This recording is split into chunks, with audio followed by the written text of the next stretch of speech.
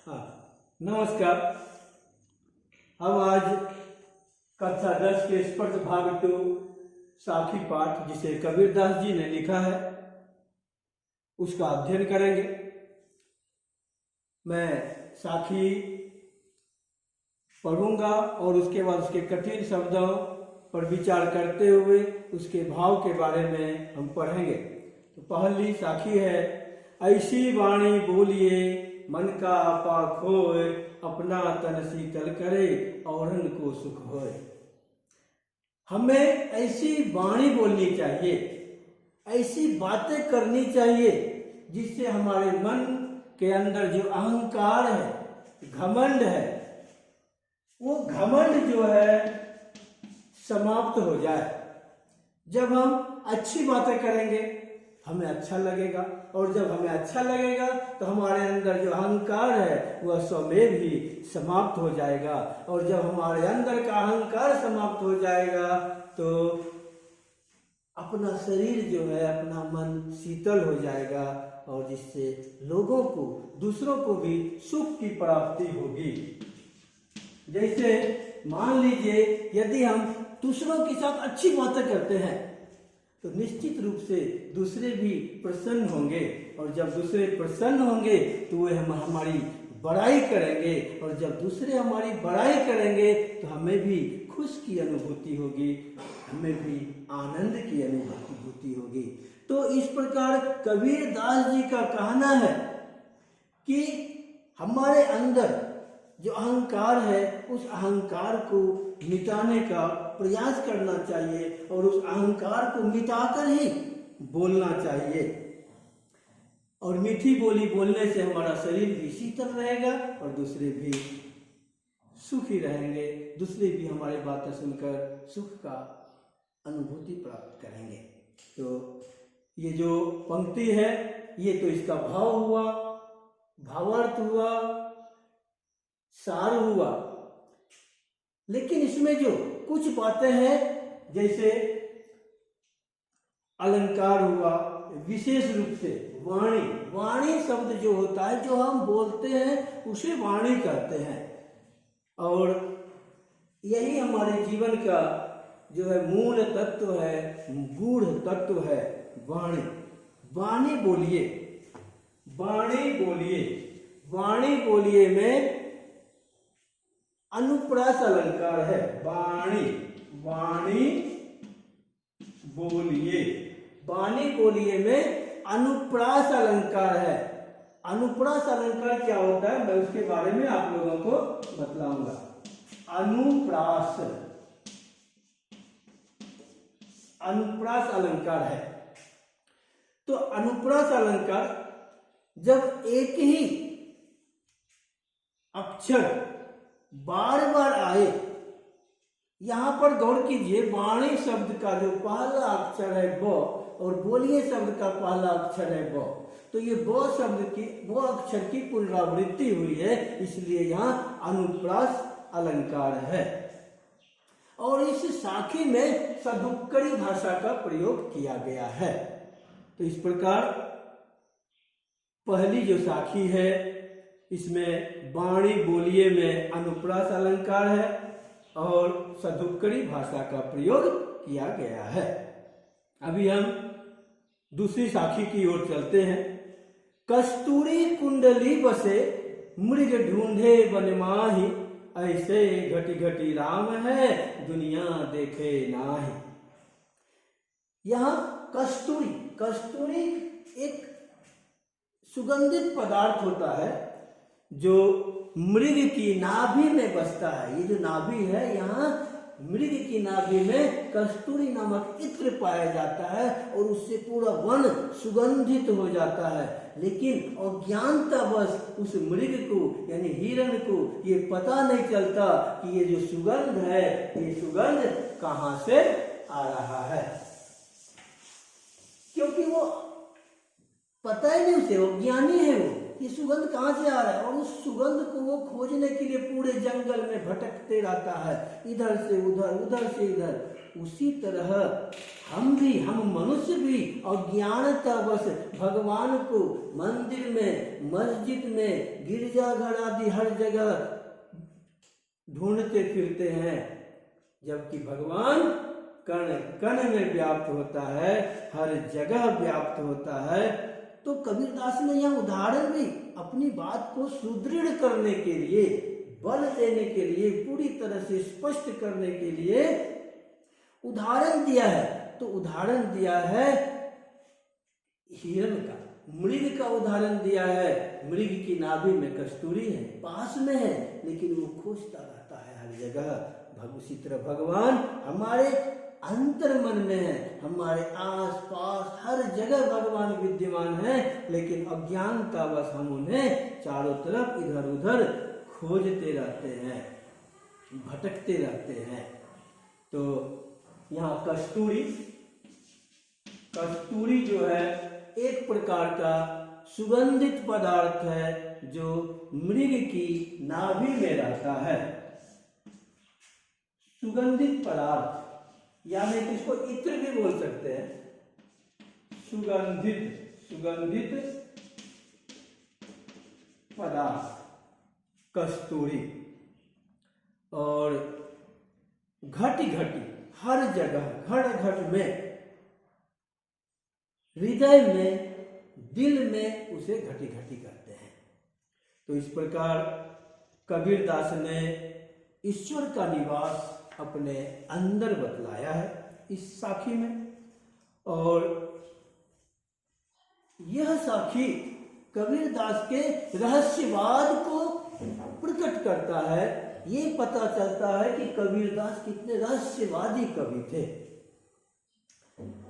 और कस्तूरी कुंडली में क अक्षर की पुनरावृत्ति हुई है, इसलिए कस्तूरी कुंडली में अनुप्रास अलंकार है। कस्तूरी कुंडली में अनुप्रास अलंकार है। और घटी घटी का मतलब होता है हृदय में, दिल में। तो ये घटी में यहाँ पर एक ही शब्द दो बार प्रकट हुआ है, इसे पुनरुक्ति प्रकाश अलंकार कहते हैं। घटी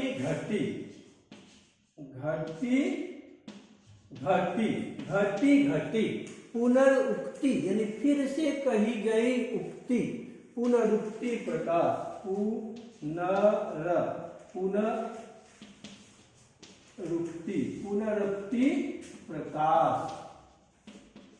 पुनरुक्ति प्रकाश अलंकार।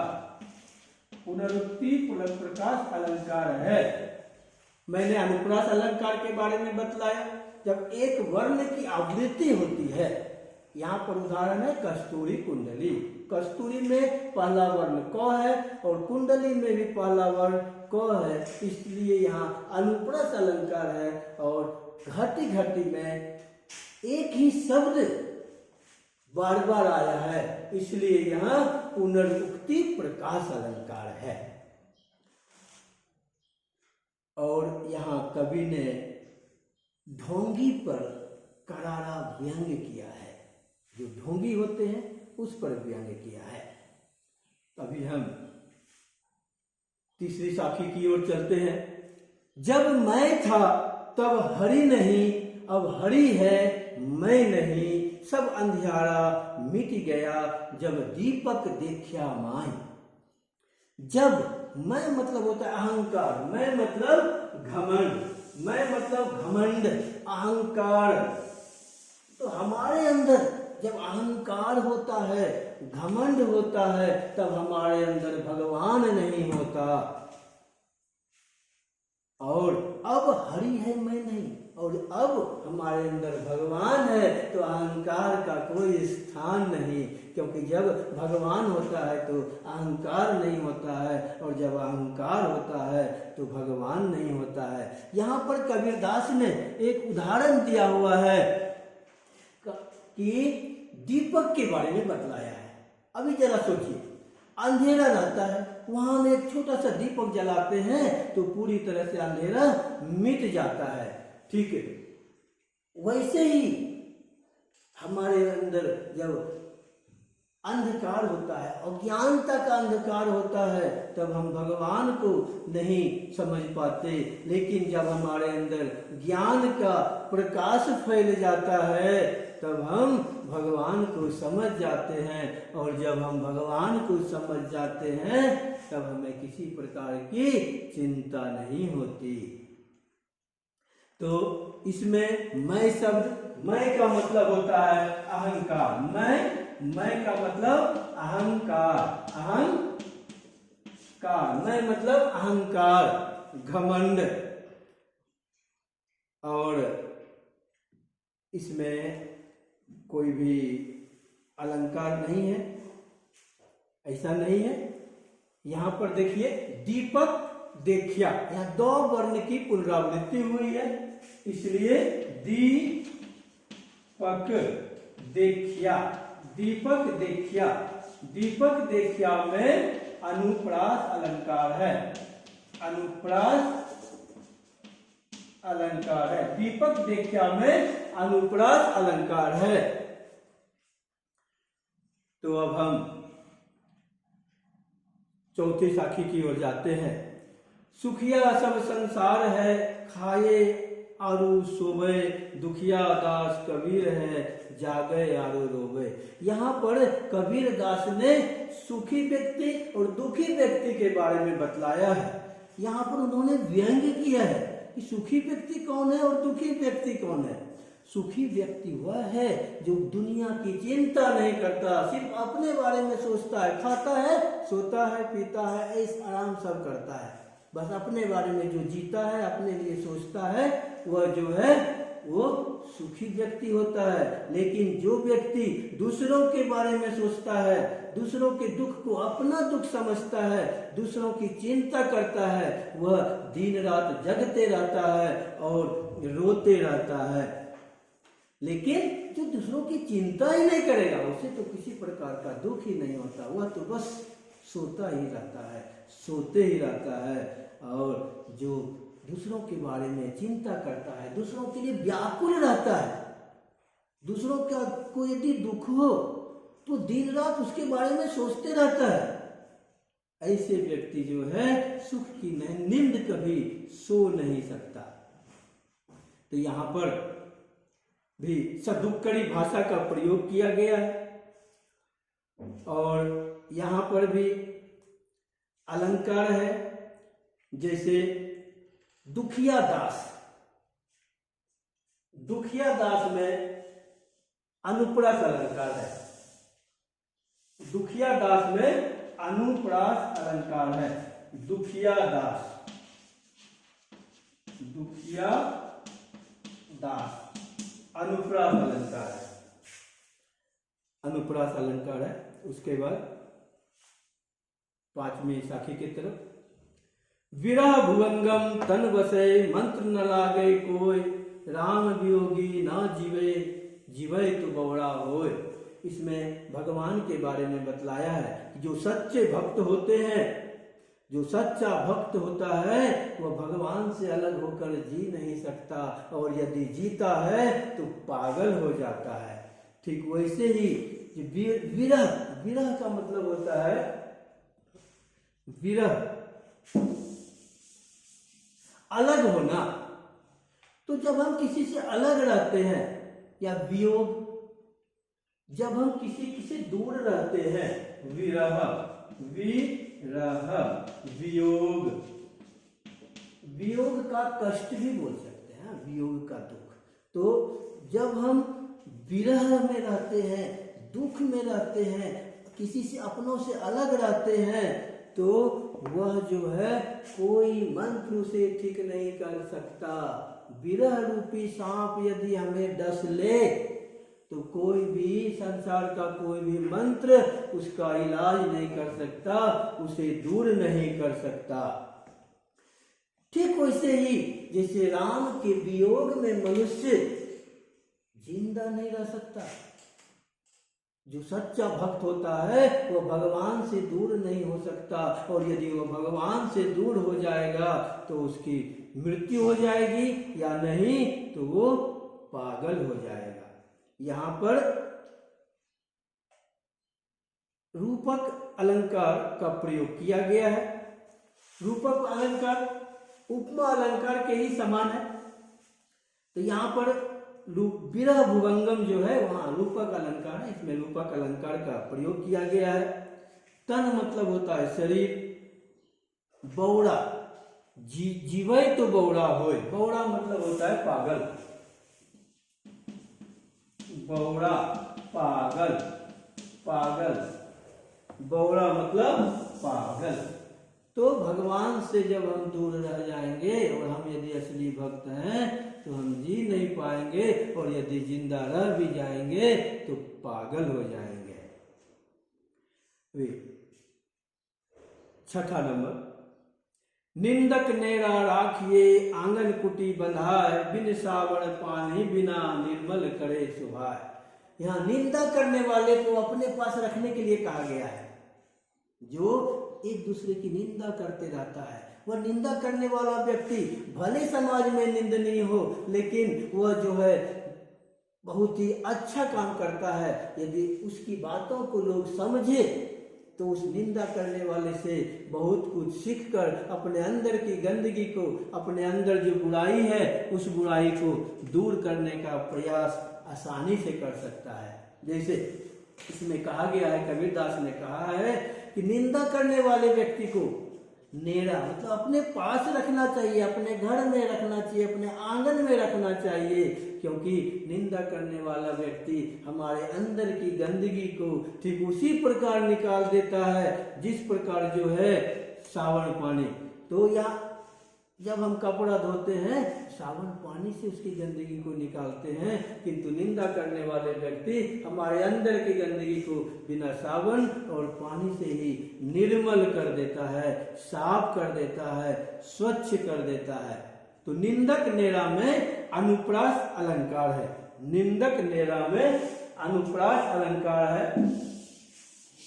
यहाँ पर भी देखिए निंदक में नौ है और नेरा में नौ है, तो निंदक, निंदक नेरा, निंदक नेरा में अनुप्रास अलंकार है, अनुप्रास, अनुप्रास अलंकार है। निंदक नेरा में अनुप्रास अलंकार है, और नेरा का अर्थ होता है पास, पास, पास मतलब अपने पास, निंदक में। अब अगली साखी, पोथी पढ़ी पढ़ी जग मुआ, पंडित भया न कोई, एक आखिर पीब का पढ़े सो पंडित हो। यहाँ पर पंडित उस पंडित के बारे में बतलाया है जो मन से पंडित है, ज्ञान से भी पंडित है। सिर्फ पोथी पढ़ के पंडित की बात नहीं की गई है, जो पोथी पढ़ के भी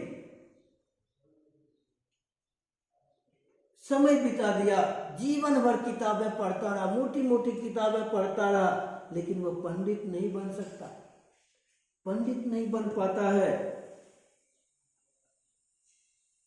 इसमें प्रिय परमात्मा के बारे में बतलाया है कि जो पंडित वही बन सकता है जो ईश्वर को जान जाता है, प्रेम को जान जाता है। बस यदि आप प्रेम एक शब्द है, इस शब्द को यदि जान जाते हैं तो आप ज्ञानी हो जाते हैं, ज्ञानी हो जाते हैं। और यदि आप जीवन भर किताबें पढ़ते हैं लेकिन प्रेम को नहीं समझ सकते, प्रेम की भाषा नहीं समझ सकते, ये 2.5 अक्षर का जो शब्द है उसको नहीं समझ सकते, तो फिर आप पंडित नहीं हैं। इसलिए इस कबीरदास जी कहते हैं कि पोथी पढ़ के पूरा जीवन व्यतीत कर देने के बाद भी कोई पंडित नहीं बन सकता। पंडित वही बनता है जो प्रेम का एक अक्षर पढ़ ले। पोथी पढ़ी पढ़ी में अनुप्रास अलंकार है, पोथी पढ़ी पढ़ी, यहाँ पर प पोथी पढ़ी पढ़ी इतना शब्द है, पोथी पढ़ी पढ़ी, इसमें प प प प प प, तो प वर्ण आवृत्ति हुई है, इसलिए इसमें अनुप्रास अलंकार है। और ईश्वर के प्रेम को दर्शाया गया है, ईश्वर प्रेम के महत्व को दर्शाया गया है। अभी अंतिम साखी है, हम घर जाल लिया आपना, लिया मुरारा हाथ, अब घर जालों ताश का, जे चले हमारे साथ। ये द्विअर्थी है, एक सीधा साधा अर्थ है जिसका अर्थ यदि अनर्थ कहे तो अतिशयोक्ति नहीं होगी, लेकिन इसका जो भाव है, जो अर्थ है, वो है कि हम घर जाल लिया अपना, अपना अपना मतलब अपना, हमने अपना घर जला लिया है। किससे? ज्ञान रूपी मशाल से। हमने अपना घर ज्ञान रूपी मशाल से जला लिया है। हाथ में मुरारा मशाल, मुरारा मतलब होता है जालिया, मतलब जलाना, अपना अपना, मुरारा जलती हुई लकड़ी, मुरारा जलती हुई लकड़ी, यानी मशाल कह सकते हैं। मुरारा, मुरारा मतलब जलती हुई लकड़ी, मुरारा जलती हुई लकड़ी, जलती हुई लकड़ी, वो हुआ हाथ में मशाल लेते हैं उसे कहते हैं। तो हमने हाथ में मशाल लेकर, ज्ञान रूपी मशाल लेकर अपने घर को जला लिया है, अपने घर को ज्ञान रूपी प्रकाश से प्रकाशित कर लिया है। अब हम उनके घर में ज्ञान रूपी प्रकाश फैलाने जा रहे हैं जो हमारे साथी हैं। यहाँ पर कबीरदास ने ये स्पष्ट रूप से कहा है कि हम खुद जो काम जो करते हैं, जो अच्छा काम है, उसे अपने साथी तक जरूर पहुंचाना चाहिए, उसका लाभ सभी को मिलना चाहिए। भाव यह है कि ज्ञान रूपी मशाल लेकर हमने अपने विषय वासनाओं को, काम वासनाओं को, इच्छाओं को, वो उस इच्छा को जो हमारे लिए नुकसानदेह है, उस इच्छाओं को हमने जला दिया है। और अब हम अपने साथियों की बुराइयों को दूर करने के लिए जा रहे हैं। तो घर और मशाल को प्रतीक के रूप में माना गया है, एक चिन्ह के रूप में। घर मतलब अपना तन, अपना अंतर मन, और मशाल मतलब ज्ञान का प्रकाश, ज्ञान। और यहाँ पर कबीरदास ने कहा है कि हमें कुछ पाने के लिए कुछ खोना पड़ता है। यदि हमें ज्ञान चाहिए, समाज में कुछ नाम चाहिए, तो हमें अपने काम वासनाओं को, हमें अपनी इच्छाओं को दूर करना ही होगा, मिटाना ही होगा। तभी हम जो है एक अच्छे प्राणी, एक योग्य पुरुष, एक योग्य व्यक्ति और एक समाज सुधारक, या जो आप बनना चाहते हैं, एक अच्छे व्यक्तित्व का धनी व्यक्ति, ये सब बन पाएंगे। इन्हीं के साथ फिर अगले कक्षा में मिलेंगे। धन्यवाद।